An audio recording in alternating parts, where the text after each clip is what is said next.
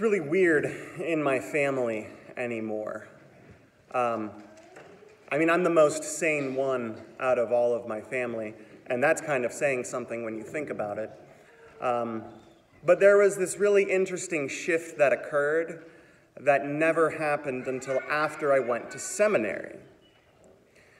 When everyone knew that I wanted to be a pastor, people started looking at me differently. And it wasn't necessarily a bad thing. It's just you get things like, oh, you can't say that. Oh, you can't lie. You can't do this. You can't do that. Because as a pastor or a pastor in training even, you're held to this higher standard. I remember one time vividly when my grandmother was in the hospital and she was not doing well. And I didn't really get the chance to be a worrying grandson.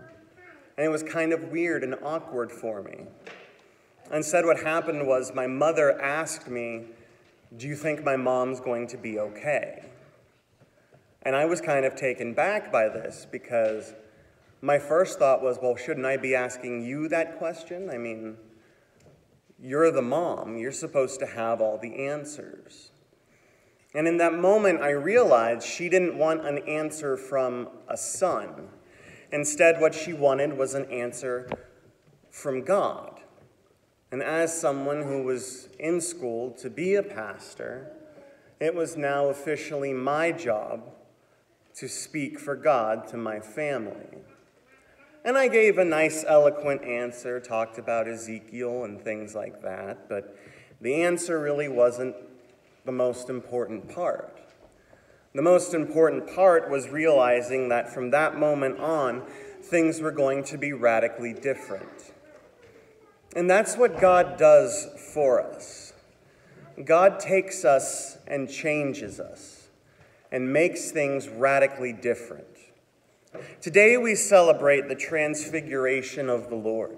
And it's a really weird story. It might be one of my favorite Jesus stories just because of how strange and weird the entire situation and scenario is. The Reader's Digest version of that story is very simple. Jesus takes some disciples up on the mountain, glows, floats.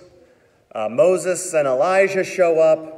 They're glowing. The sky starts talking, and the disciples freak out because they just saw their friend glowing. I mean, if I walked down the street and saw somebody I knew and they were floating and glowing, I would probably be freaking out as well. But it's not the fact that Jesus was really glowing and floating, I don't think, that scared them. I think it was the first time that they understood just who Jesus was. You see, Jesus, as we look at him, is a very interesting figure because we profess every week when we come here that he is both fully human and fully God. And up to this point, they're kind of seeing a little bit of the God stuff in there, but not a whole bunch. They're seeing Jesus perform miracles. They're seeing Jesus do all of these things, but they've seen people do things like this before. And now they come face to face with the deity of Jesus Christ. Because again, normal people don't glow and float. No matter how hard you try, no matter how much radioactive waste you may swallow, you will not glow and you will not float. There would be nothing I would have wanted more as a child than to develop these superpowers, and that passed.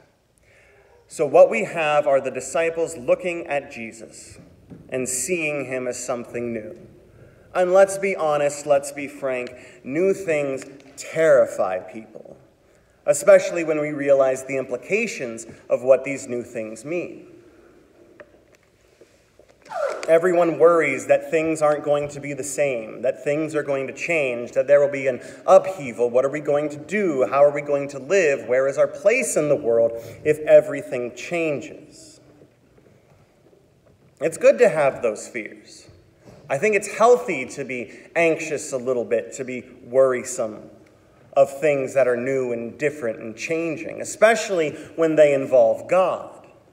I mean, when we involve God into the mix, we're not talking about getting a new car. Instead, we're talking about salvation. We're talking about the fate of the world, the souls of the people in the world. And it's a very heavy responsibility that we all carry. So how can we live up to this? Some people live up to this by, in fact, not living up to it. They run and hide and they shirk off their responsibilities. One of my favorite short jokes ever is when you see a sign that say, procrastinators of the world unite tomorrow. Or psychic convention canceled due to unseen circumstances. I like these things. It takes into account the fact that people sometimes are lazy. Sometimes things come up and we don't expect them. And that's what sometimes people do with their responsibilities as a follower of Jesus Christ. They push them off. They say, well, we'll let someone else do it. Or they'll say, we can't do it for this reason or that reason. And they miss out on a very fundamental principle of what it means to be a follower of Jesus Christ. We have been transformed. Each of us sitting here today listening, each of us here in God's house has been changed, has been taken, has been transformed. The language that the Apostle Paul uses is that we are literally a new creation, that the old is dead and gone. And so we are not the same as what we once were, but we are something new and something beautiful. It's like all of a sudden there are all these shows that are about finding junk and repurposing them. And I'm not necessarily that big of a fan, but it's kind of cool to watch them work. When they go to a flea market, they haggle over something that's busted or old or worn down, and they take it and they flip it, and they make all this money off of it, taking something old and making it into something new. And that's what God does to us.